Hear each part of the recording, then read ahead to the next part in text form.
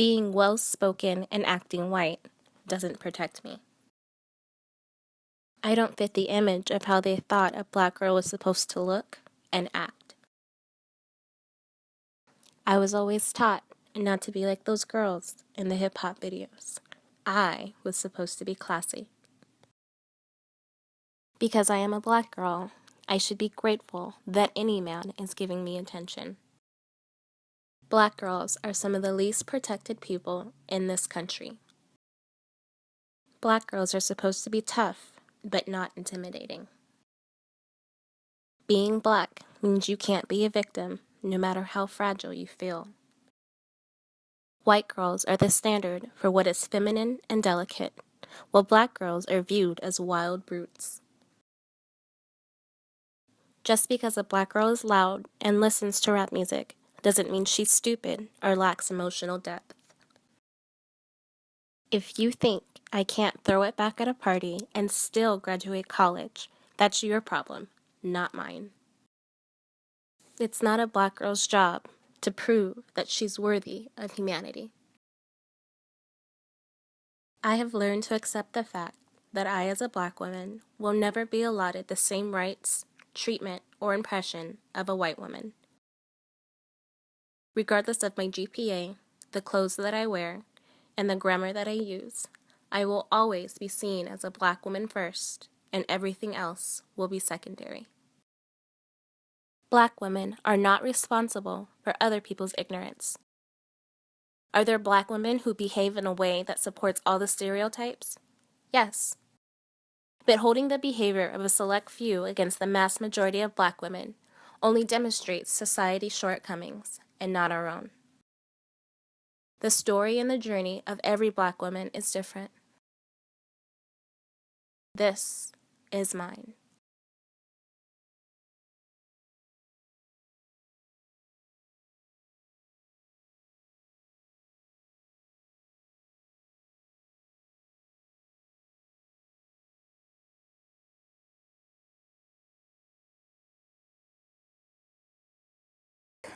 The majority of people who have not experienced different black women, because they're all different types, just like anybody else, the average person would probably say we're loud, we're angry, we're bitter, we're irresponsible, we're voluptuous and curvaceous, we're loose and promiscuous, all these negative connotations that we get from the way we're represented.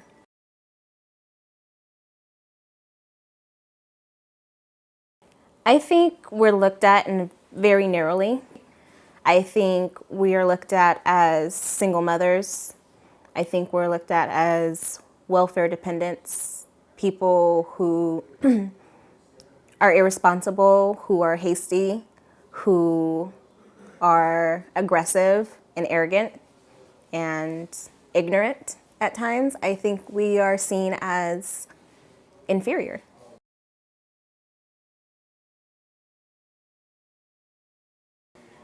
You know, we're always told that from the way that we look, from the way that we talk, from our type of hair to our lifestyle is either wrong or it's less than somebody else's. I think to be a black woman in society is seen as almost as unfortunate for those of us who haven't had the privilege of experiencing being a black woman.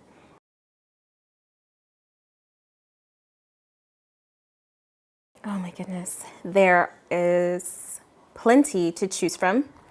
There's the hip hop video girl. There is the single mother. You know, you gotta watch those commercials carefully. You will see little digs at us. You will see, you know, in one commercial, the white woman and her husband and her two kids in the, you know, affluent family in a nice house with the dog. And 20 minutes later, you'll see a commercial with a black woman serving an Easy Mac and cheese meal to her two kids, but the dad's nowhere to be around. We're shown to be people who struggle.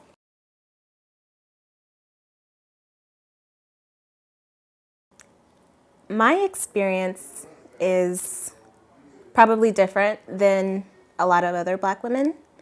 I don't think I look like the textbook Black girl. My skin is lighter, my hair is longer, my features aren't as prominent, my body isn't as curvaceous as a typical Black girl would be, or you would think like a Black girl would be. So when I meet people for the first time, I always get that awkward stare.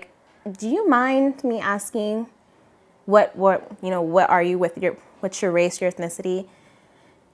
So to me, it's like I'm constantly explaining myself. I'm constantly defining myself. I'm justifying myself.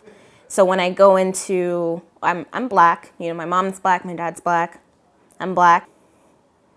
I get a different reaction every time.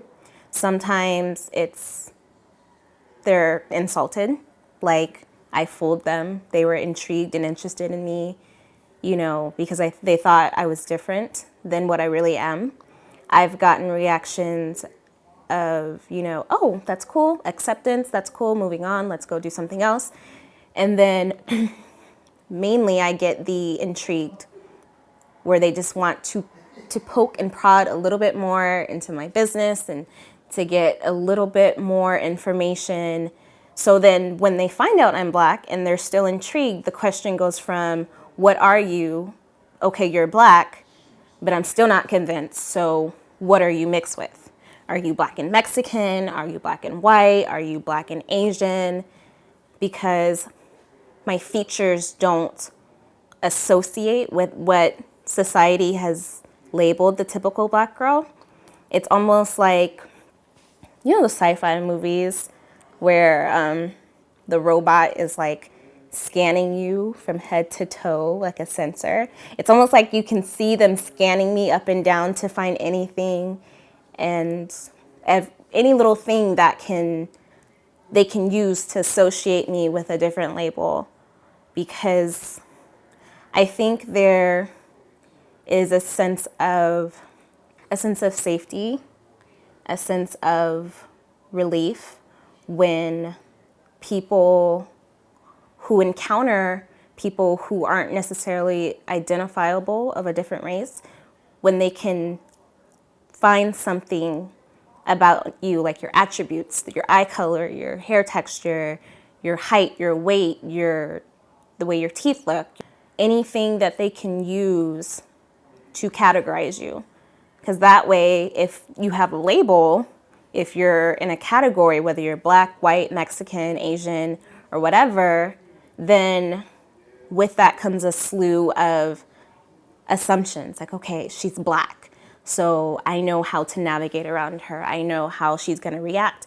I know how she's going to talk. I'm going to know what is and what isn't okay, what to expect from her. But they only get that sense of relief, that sense of safety, if they can categorize you and know what you are.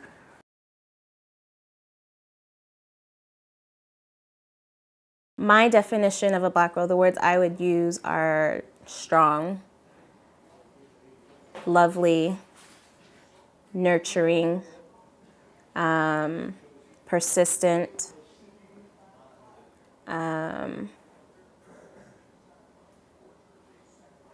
I think the best word to sum up being a Black woman is beautiful. There's so many things that we go through, that we experience, that a lot of people don't have the privilege to experience. And the way that we navigate those situations, and we learn and we adjust and we adapt, I think it has a lot to say about a person's character. And I think Black women don't get the appreciation that they are owned. So I think the perfect word for me to sum it all up would be beautiful.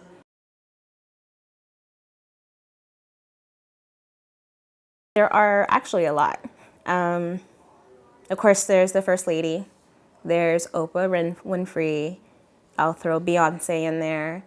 But there are even some that people don't see or don't recognize, like, the doctors, the lawyers, the full-time students, even the mothers who are hardworking, whether they're married or whether they're single, Black women everywhere who are doing what they need to do to get, things done to provide for themselves and their families, staying on top of things and not succumbing to what society wants us to succumb to. I think those are all positive images of Black women.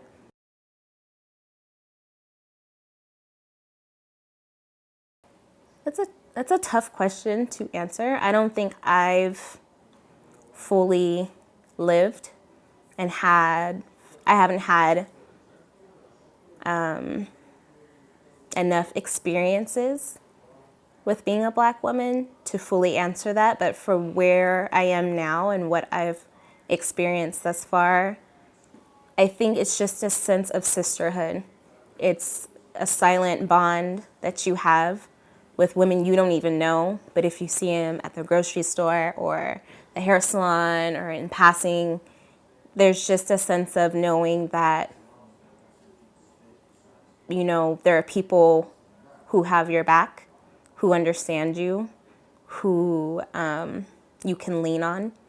It's almost like a sorority that we have, and I don't think that a lot of us are aware of it. But when the time comes when you need that support, when you need that that advice, when you need that shoulder, your aunts, your grandmothers, your moms, your cousins, your sisters, even your nieces and your friends, like they come in swarms, and they're not all necessarily Black, but the ones who are Black, there's a sense of empowerment that you get from another Black woman. The conversations, the experiences you have, the adventures you go on. It's knowing that somebody else is like you, but in a sense that they're walking a different journey, a different path, that everything that you guys are doing separately, you can still come together and learn from each other. So for me, being a Black woman is intriguing. It's difficult. It's a learning experience, and it's something that I wouldn't trade for the world.